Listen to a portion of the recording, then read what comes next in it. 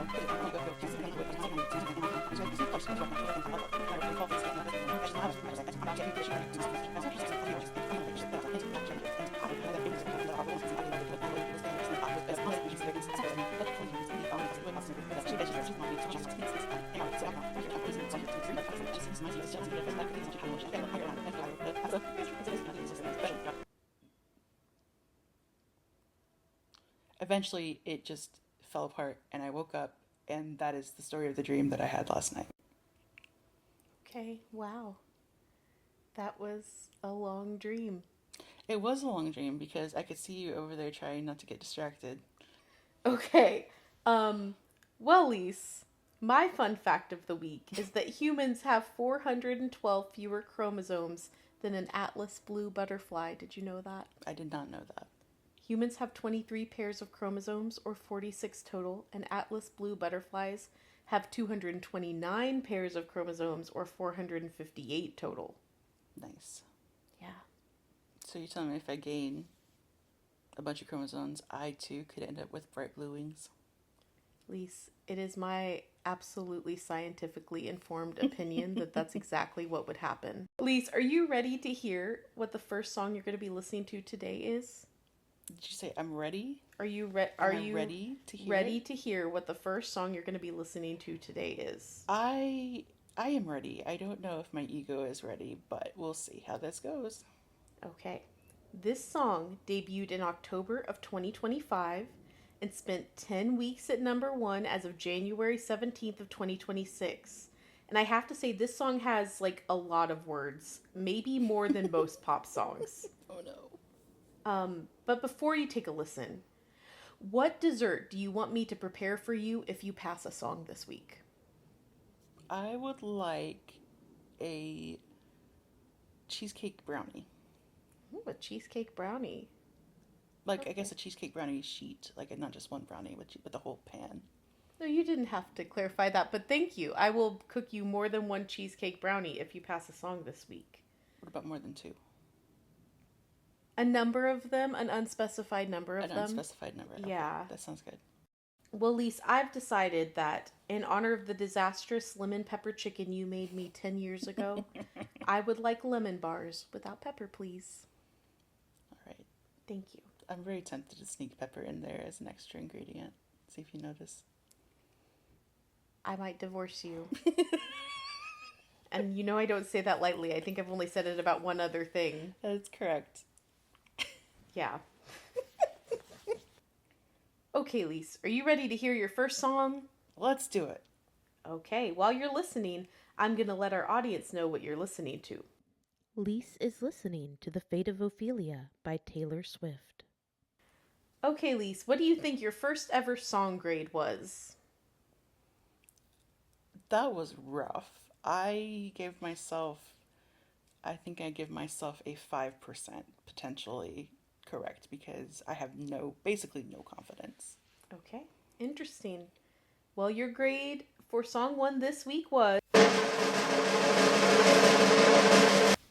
37.64%. Really? Yes, you, in spite of listening to that song 5 seconds at a time, only managed to get 37.64%, which is better than 5%. And it also means you fail because it's more than 10% points off the 5%. How do you feel about that? I feel really weird about that. Why do you feel weird about it? Because Let's explore this. the song that I was listening to, as I was listening to it, I knew exactly about it. It made no sense whatsoever. I knew, like, if I just had a little bit more time to think about it and ponder a line, that I might do better, but first pass was rough. Yeah, it was. It was. But entertaining to read, because I did read your lyrics. You're going to perform a spoken word poem of them later, right? Absolutely. Okay, great. All right. Based on your outcome this time, how do you feel about your chances for the second song I have for you tonight? I have no idea. So it could be the older song, right? Yes, the one 50 years ago. Okay, well, we'll see. I have a feeling I might know this one better. Just, I do know a few older songs definitely better than anything more recent, so. Because you're an old soul? I have an old brain. An old brain. Old-brained Lise. You heard it here. All right, well, the next song was ranked 23rd for the entire year of 1976. And I think you're going to do much better on this one, but after that last one, who knows? Now go give that song a listen while I tell the audience what you're listening to. Lise is listening to Love Hurts by Nazareth. Okay, Lise, what grade do you think you got on that one? Well, that one was also really rough.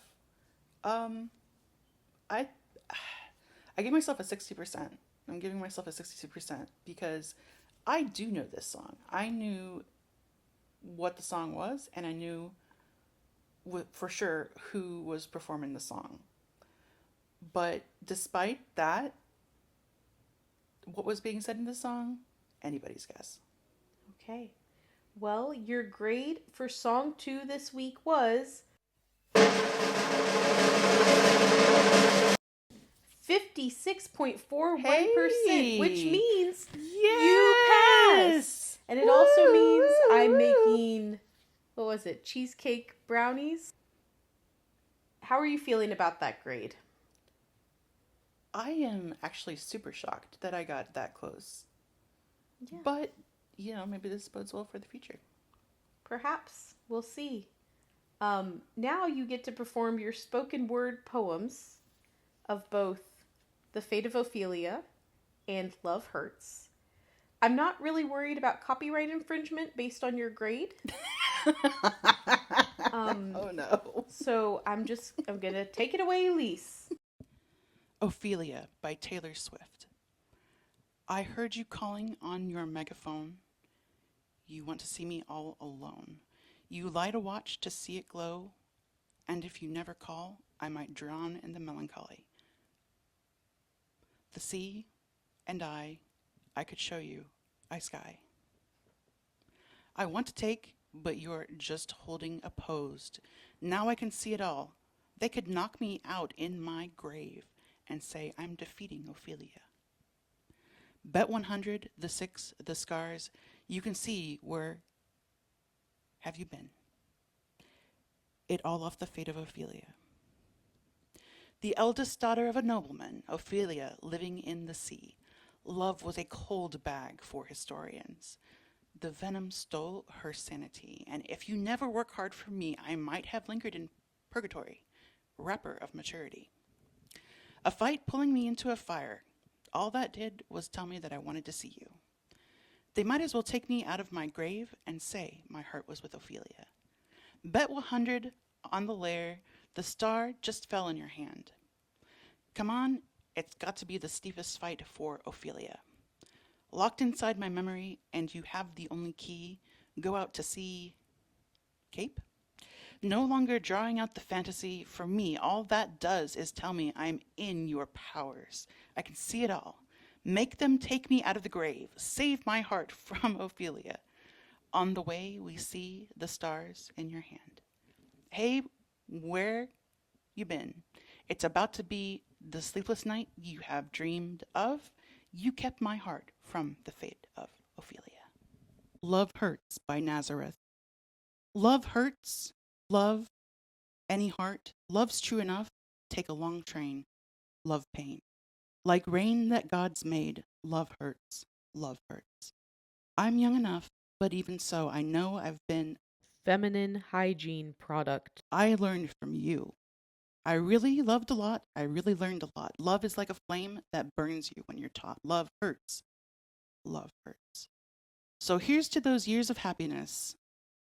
Scroll, scroll, scroll, and I stand at last. They have burdened me, and though it isn't true, love is just a light made to burn you up. Love hurts. Love hurts. Love hurts. And oh, it isn't true. And oh, if it were true, love is just a light made to make you blue. Oh, love hurts. All the time we have for this episode, but Lise is going to enjoy their cheesecake brownies and will report on it again next episode. Until next time, whether or not you hear the lyrics right, listen to something you love today. Bye. We danced to in the living room. The cat, he meowed along. He knows he's getting pats real soon, and we don't know much, but we know 3 chords, and that's such a useless skill, but we'll keep playing. Darling, my heart beats for you.